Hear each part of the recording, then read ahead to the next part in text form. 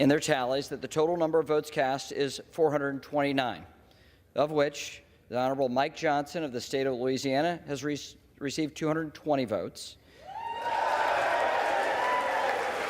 and the Honorable Hakeem Jeffries of the state of New York has received 209 votes.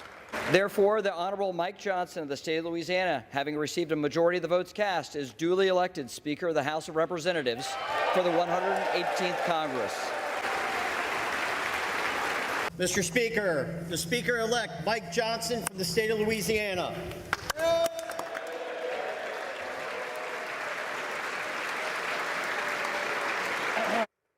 Thank you all.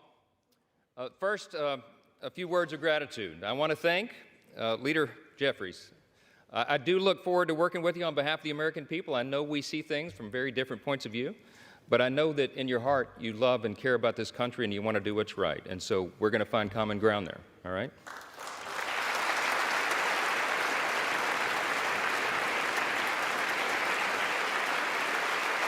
I want to express my great thanks for our Speaker Emeritus, Kevin McCarthy. Kevin has dedicated over 2 decades of his life to selfless public service, 16 of those years in this House. And you would be hard-pressed to find anybody who loves this institution more or has contributed more to it. He is the reason we're in this majority today.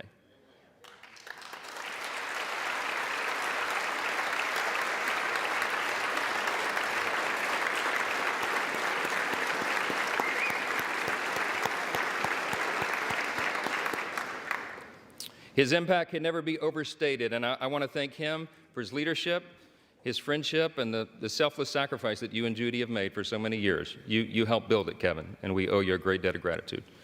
I want to thank the dedicated and overworked staff of this beleaguered House.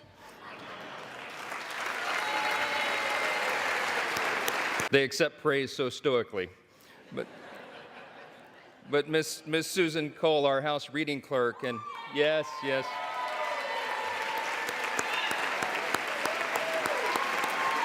Listen, all the clerks and all the staff, you know they're terribly overworked. This has been a grueling process, but they have served an integral role in keeping our republic, and we thank them for that service. I know we all do. I want to thank my dedicated wife of almost 25 years, Kelly. She's not here. We couldn't get a flight in time. This happened sort of suddenly. But we're going to celebrate soon. She spent the last couple of weeks on her knees in prayer to the Lord, and she's a little worn out. We all are. I want to thank our children, Michael and Hannah and Abby and Jack and Will.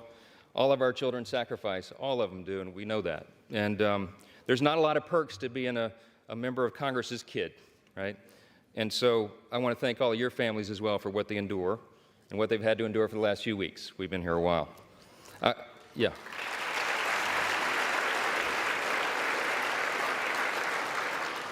I want to thank my faithful mother, Jeannie Johnson, who bore me at the age of 17, and my brothers Chris and Josh, and my sister Laura, and all their families, and all of our extended family. In Louisiana, family's a big deal, and we got a bunch of them. I especially want to thank all the extraordinary people of the great state of Louisiana. We have never had a Speaker of the House hail from our state, and so they've been lifting us up. I thank the people of Louisiana for the opportunity to serve you in Congress, and I'm humbled by your continuous support. We will make you proud. To my colleagues, I want to thank you all for the trust that you have instilled in me to lead us in this historic and unprecedented moment that we're in. The challenge before us is great, but the time for action is now, and I will not let you down. I want to say to the American people, on behalf of all of us here, we hear you.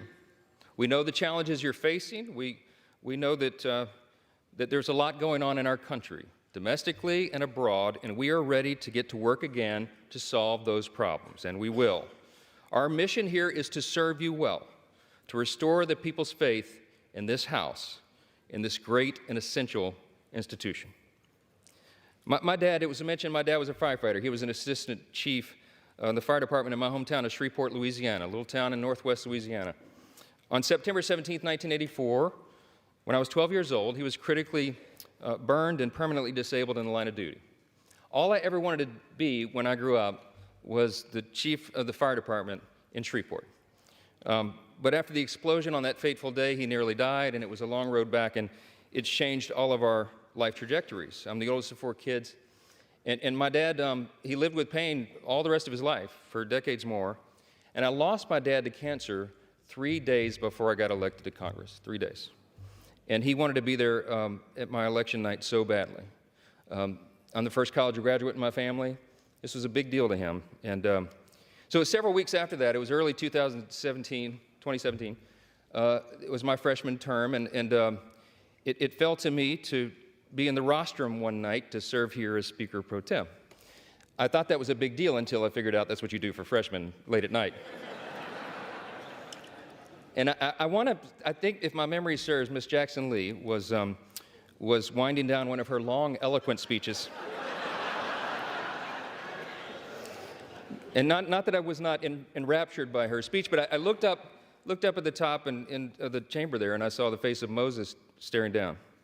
And I just felt in that moment the weight of this place, right?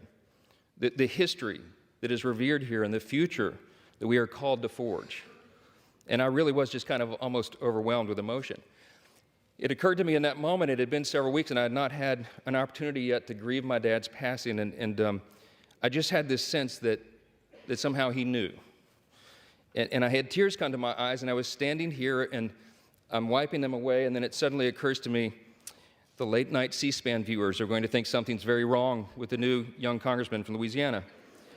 It wasn't Sheila's speech. I'm sorry. I just knew in that moment that my dad, my father, would be proud of me, and I felt that he was. And I think all of our parents are proud of what we're called to do here. I think all the American people at one time had great pride in this institution, but right now, that's in jeopardy. And we have a challenge before us right now to rebuild and restore that trust. This is a beautiful country. It's the beauty of America that allows a firefighter's kid like me to come here and serve in this sacred chamber where great men and women have served before all of us and strive together to build and then preserve what Lincoln did refer to as the last best hope of man on earth.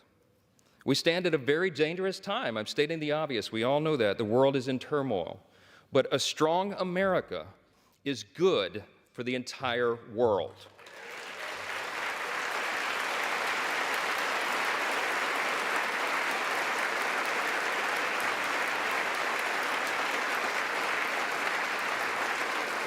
We are the beacon of freedom, and we must preserve this grand experiment in self-governance. It still is. We're only 247 years into this grand experiment. We don't know how long it will last, but we do know that the founders told us to take good care of it.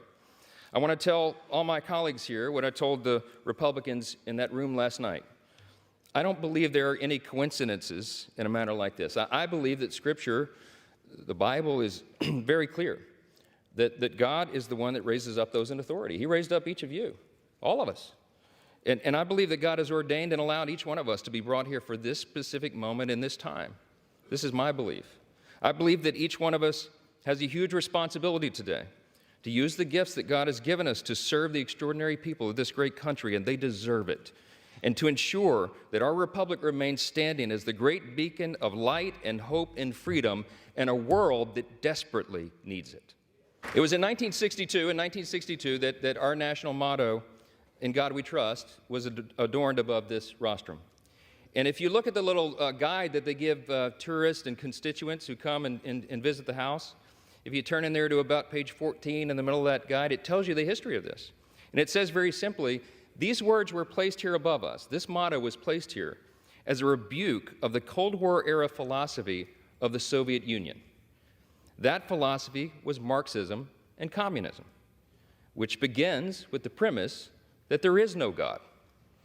This is a critical distinction that is also articulated in our nation's birth certificate.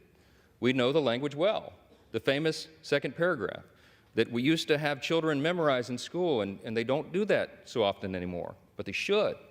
G.K. Chesterton was the famous British philosopher and statesman, and he said one time, "America is the only nation in the world that is founded upon a creed." And he said it's listed with almost theological lucidity in the Declaration of Independence. What is our creed?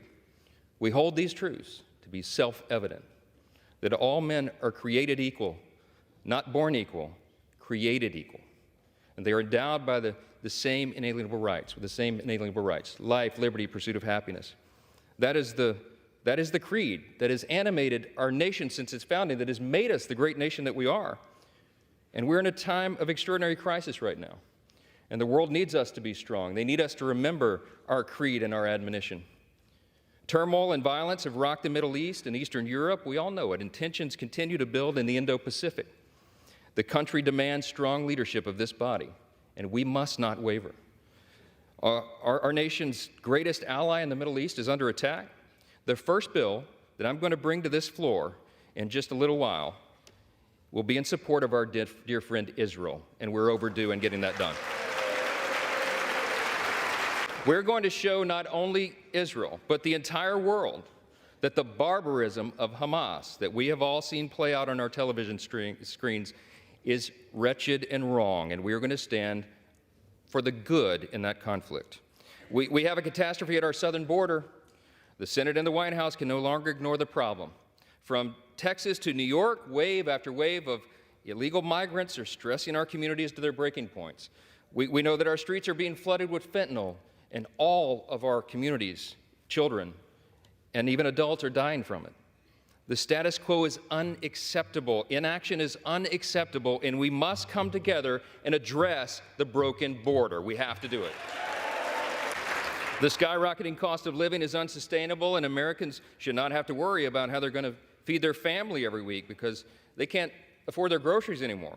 Everybody in this room should think about this. Here's the stats. Prices have increased over 17% in the last 2 years. Credit card interest rates are at the highest level in nearly 3 decades, and mortgage rates are now at a peak we haven't seen since 2001. We have to bring relief to the American people by reining in federal spending and bringing down inflation. The greatest threat to our national security is our nation's debt. And while we've been sitting in this room, that's right, debt has crossed almost $33.6 trillion.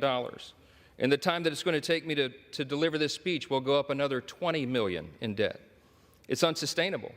We have to get the country back on track. Now, we know this is not going to be an easy task, and tough decisions will have to be made. But the consequences, if we don't act now, are unbearable. We have a duty to the American people to explain this to them so they understand it well. And we are going to establish a bipartisan debt commission to begin working on this crisis immediately. We all know that we also live in a time of bitter partisanship. It was noted, and it's been on display here today, right? When our people are losing their faith in government, when they're losing sight of the principles that made us the greatest nation in the history of the world, I think we got to be mindful of that. We're going to fight. We're going to fight vigorously over our core principles because they're at odds a lot of times now in this modern era. We have to sacrifice sometimes our preferences because that's what's necessary in a legislative body. But we will defend our core principles to the end. In his farewell address, thank you. In his farewell address, President Reagan explained the secret of his rapport with people. And I like to paraphrase his explanation all the time. He said, you know, they call me the great communicator, but I really wasn't that. He said, I was just communicating great things, and they're the same great things that have guided our nation since its founding. What are those great things? I call them the 7 core principles of American conservatism, but let me concede to you all, I think it's really quintessentially the core principles of our nation. I boil them down to individual freedom, limited government, the rule of law, peace through strength, fiscal responsibility, free markets, and human dignity. Those are the foundations that made us the extraordinary nation that we are. And you and I today are the stewards of those principles. The things that have made us the freest, most powerful, most successful nation in the history of the world. The things that have made us truly exceptional. In this time of great crisis, it is our duty to work together, as previous generations of great leaders have, to face these great challenges and solve these great problems. I will conclude with this. The job of the Speaker of the House is to serve the whole body, and I will. But I've made a commitment to my colleagues here that this Speaker's office is going to be known for decentralizing the power here.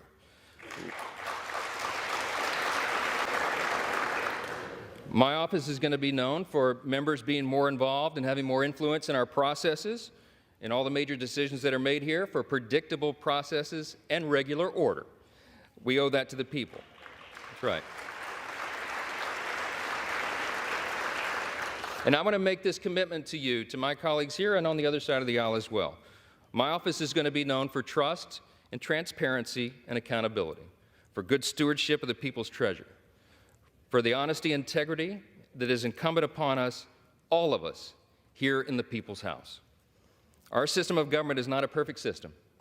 It's got a lot of challenges, but it is still the best one in the world, and we have an opportunity to preserve it. Last thing I'm going to say is a message to the rest of the world. They have been watching this drama play out for a few weeks. We've learned a lot of lessons, but you know what? Through adversity, it makes you stronger. And we want our allies around the world to know that this body of lawmakers is reporting again to our duty stations. Let the enemies of freedom around the world hear us loud and clear. The People's House is back in business.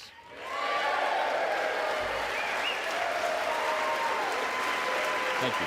Thank you. We will do our duty here. We will serve you well. We will govern well, and we'll make you proud in this institution again. We're going to fight every day to make sure that is true. I look forward to the days ahead. I genuinely believe in my heart that the best days of America are still ahead of us. God bless you, and God bless the United States of America. Thank you. I'm now ready to take the oath of office, and I ask the Dean of the House of Representatives, the Honorable Harold Rogers of Kentucky, to please administer the oath of office. Mr. Speaker Designee, congratulations on your election. Thank you, sir. When our founding fathers chose a bold, new, and innovative new self-rule government, it was met by deep skepticism by the world's monarchs. They said self-rule is only a dream. Our founders said they're right. It's the American dream. Amen.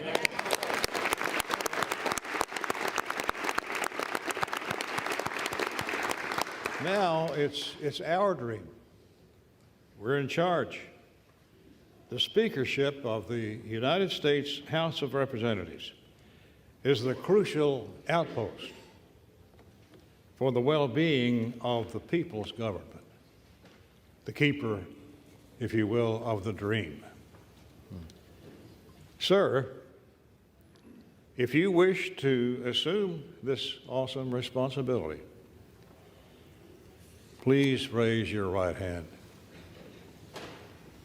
Do you solemnly swear that you will support and defend the Constitution of the United States against all enemies, foreign and domestic, that you will bear true faith and allegiance to the same, that you take this obligation freely without any mental reservation or purpose of evasion, and that you will well and faithfully discharge the duties of the office on which you are about to enter.